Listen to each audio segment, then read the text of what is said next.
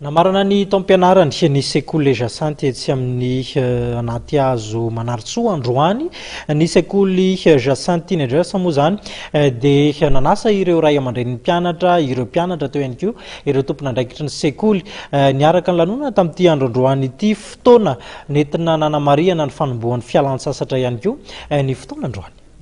Isan-kilasy ataon'ny ankizy tsirairay avy dia manomboka any amin'ny maternelle petite section zany ka hatrany amin'ny classe de 3e.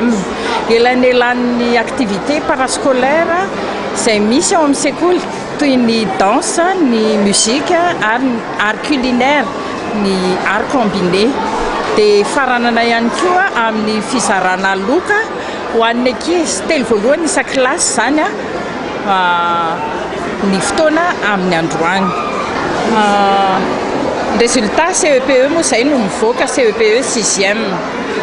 Marina hoe latsaka kely daholo ny valim-panadinana tamin'ity kanefa tsy latsa-danja tamin'izany ny sekoly teo amin'ny 60% teo ny CEPE 6e fa mbola miandry ihany kosa ny valim-panadinana BEPC seconde zany amin'ny fotoana izay ivoahany zany valim-panadinana zany.